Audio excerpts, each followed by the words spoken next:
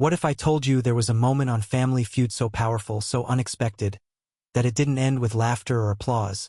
It ended with Steve Harvey on his knees, head bowed, praying on stage.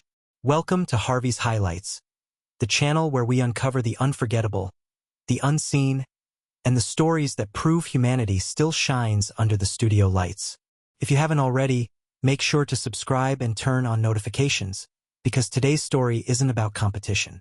It's about faith, courage, and one contestant whose words changed everything. It started like any other Family Feud taping. Bright lights, upbeat music, and the energy of two families ready to face off. The crowd was alive, cheering as Steve made his usual entrance, cards in hand, that wide smile commanding the room. On the left side of the stage stood the Reynolds family, a lively bunch from Dallas, full of energy and quick jokes. On the right, the Wallace family, quieter, composed, with one contestant who immediately caught Steve's attention. Her name was Denise Wallace, a middle-aged woman with kind eyes and a calmness that stood out among the excitement. She wasn't loud, she didn't crack jokes, but something about her presence drew focus. Steve noticed it right away during introductions. "Denise, what do you do?" Steve asked, leaning toward her. "I'm a school counselor," she replied. "I help kids figure out who they are, even when they think they're lost." Steve grinned. "That's a beautiful thing to do. I bet you hear some stories." Denise smiled softly. "I do. But sometimes the hardest stories are our own." It was a small comment, the kind of thing most people might have missed. But Steve didn't. His expression changed just slightly, like he knew there was more behind those words. The game went on. Both families traded points and laughter filled the air. But halfway through the second round, something shifted. Steve asked a question that would stop the show cold. "Name something you turn to when you've got nothing left." Hands slammed the buzzers. Family, faith, hope. The answers rolled out one by one, and the crowd cheered as usual. But then it was Denise's turn. Her hand hovered over the buzzer, and she looked down, as if deciding whether to speak. When she finally did, her voice was steady, but her words silenced the entire room. "I turned to the same thing that carried me through losing my son." The audience went completely still. The music faded out. Even the producers in the control booth didn't know what to do. Steve lowered his microphone slowly. He hadn't expected that. Nobody had. Denise looked up at him, tears beginning to form, and said quietly, "He was 17. He was supposed to graduate that year. Every morning, before he left for school, he'd tell me, 'Don't worry, Mom. God's got me.'" She smiled through her tears. "And I guess he did." Steve didn't say a word. He set his cards down, walked around the podium, and stood beside her. For the first time that day, there was no performance in his face, just raw emotion. He rested a hand gently on her shoulder and whispered, "Would you tell us about him?" And with that, the game stopped completely. Denise took a deep breath, her hand still resting on the edge of the podium. The crowd was silent, waiting, not for a punchline or a winning answer, but for a truth that hung in the air like something sacred. "My son's name was Elijah," she began softly. "He was 17 when we lost him. A car accident just a few miles from home. I was working late that night, counseling a student who didn't want to go home because she said nobody would miss her. I remember telling her, 'There's always someone who'd miss you.' Her voice cracked. When I got home, the police were waiting in the driveway." Steve Harvey looked down, his hands clasped together. His face showed no trace of the entertainer, only a man listening to another person's pain with reverence.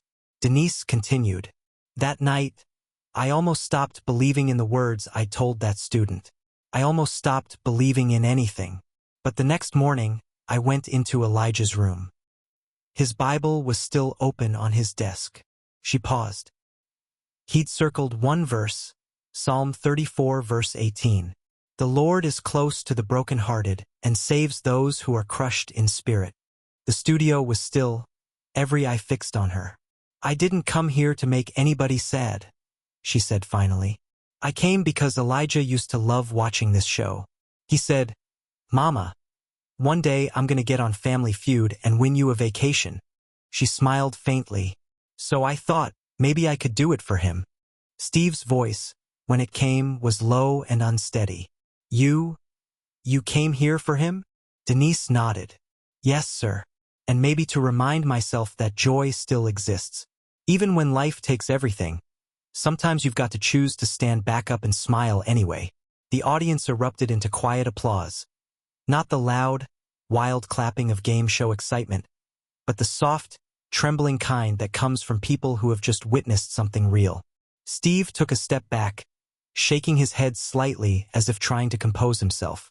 Ma'am, he said gently, I've done this show a long time. I've seen all kinds of answers, but what you just said, that right there, that's not an answer. That's a testimony. Denise's eyes filled again, but this time her tears were mixed with something else. Relief, maybe even peace. Steve turned toward the audience, his voice breaking just enough to betray the weight he was carrying. Sometimes God don't need a sermon or a preacher. Sometimes he just needs a mama brave enough to speak truth in front of 100 strangers and a couple million watching at home. The crowd murmured softly, some people wiping their eyes. The cameras kept rolling, but no one cared about time limits or scoring anymore. Steve looked back at Denise. You mind if I ask you something? He said. She nodded. When you said you turned to what carried you through, what did you mean exactly? Denise hesitated, her gaze steady now. Prayer, she said simply. Not because it fixes everything, but because it reminds me I'm not alone. Steve closed his eyes for a moment, his lips pressed together. Then, without another word, he turned away from the podium, took 2 slow steps toward the center of the stage, and knelt down. No script, no cue, just silence. The audience followed, some bowing their heads, others holding hands. And there, in the middle of a television set designed for laughter and light-hearted competition, a moment of pure reverence unfolded. Steve Harvey prayed. Steve stayed there on one knee, head bowed, microphone still in hand but forgotten. The studio, usually filled with music, laughter, and Steve's booming voice, was utterly silent. You could hear the hum of the lights above, the faint shuffle of a camera operator lowering his rig, the soft sound of people breathing in unison. Denise stood frozen at the podium, tears spilling down her cheeks. She hadn't meant to make the host of Family Feud kneel. She'd only meant to tell the truth. But something in her story had reached beyond words. Steve lifted his head slightly and spoke. Not to the cameras, not to the crowd, but to something higher. Father, he said softly, his voice trembling. We don't always understand why things happen. We don't always see the plan. But today we thank you for reminding us that faith ain't about what we lose. It's about what we still have left. The audience bowed their heads. Some wept openly. Steve continued, This mother right here, Lord, she's shown more strength in 5 minutes than most of us show in a lifetime. Bless her family, bless that boy's memory. 'Cause his light is still shining in her voice. When he finished, he didn't rise right away. He stayed there a moment longer, eyes closed, the weight of what had just happened settling in. Finally, he stood and walked back toward the podium, wiping his eyes with the back of his hand. He didn't try to hide it. You know, he said, I came here today ready to make folks laugh. I didn't know I was going to get reminded how powerful faith can be. Denise managed a shaky smile. Faith got me here, she said. Elijah used to say, Mama, laughter is just another way of praying. I think he'd like that we're both standing here right now. Steve tilted his head, visibly moved. That boy sounds like he was something special. Denise nodded. He was. He still is. Steve looked out at the audience. Let me tell y'all something. This right here, this is why I love this show. Because it ain't about money. It ain't about who wins. It's about moments like this, where God just walks into the room and says, Pay attention. The crowd erupted into applause. Not the kind that fades after a few seconds, but the kind that grows louder with emotion, with unity. When it finally quieted again, Steve turned back to Denise. Did your son leave you anything behind? A note? A message? Something you hold on to? Denise's eyes brightened through the tears. "He did," she said softly. "The police found a note in his backpack after the accident. It was short. Just said, 'Don't cry too long, Mom. God's still got us.'" The words hung in the air, thick and fragile. Steve took a deep breath. "Lord have mercy," he whispered. "This woman came here to play a game, and instead she's preaching healing to millions." He turned to the audience again. "We gonna take a break," he said, voice cracking. "Not because the show needs it, but because our hearts do." He stepped away from the podium once more, hand over his chest, eyes closed. The cameras panned out slowly, capturing the rarest thing ever seen on Family Feud. A man of laughter brought to silence by something holier than words. When the show returned, the air in the studio felt different. The lights were just as bright, the set unchanged, but the people weren't the same. You could feel it, that quiet electricity that lingers after something deeply human has happened. Steve walked back to his spot, microphone in hand. But this time, his usual grin wasn't there. Instead, there was a gentleness in his eyes, the kind that only comes after a moment of truth. "Y'all," he began, his voice low, "I've been hosting this show for a long time. I've heard some wild answers, some funny ones, and a few that made me question humanity." The audience chuckled softly. "But every once in a while, something happens right here on this stage that stops you cold. Reminds you this ain't just a game show. It's real people, real stories, and sometimes real healing." He turned to Denise. "You've done something today that no contestant ever has. You've reminded us that faith doesn't end when the laughter starts. It lives right beside it." Denise smiled faintly. "I think laughter was Elijah's way of keeping people close to God," she said. The crowd murmured, touched again by her calm strength. Steve nodded slowly. "You know, I called my wife during that break," he said, his voice catching just a bit. "Told her. This lady just made me stop everything and pray right here on national television. My wife said, 'Then you did the right thing.'" The audience applauded. Denise clasped her hands. "That's what prayer does," she said softly. "It stops the world long enough for you to remember what really matters." Steve smiled, the kind that comes from somewhere deeper than habit.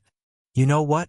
Let's finish this game for Elijah," he said, turning toward the scoreboard. "Let's do it for that note in his backpack. For that mama who didn't give up." The audience erupted in applause again, this time loud and proud. The energy had shifted from grief to gratitude, from silence to celebration. As the next round began, laughter returned to the stage, but it was different now. It was fuller, warmer. Every joke Steve cracked landed with meaning. Every cheer carried something sacred beneath it. At one point, a contestant from the opposing family buzzed in too early, and Steve laughed so hard he had to lean on the podium. "See, this right here," he said between laughs. "That's what Elijah meant. Laughter really is another way of praying." Denise laughed too, her face glowing. By the time the round ended, nobody cared about who won.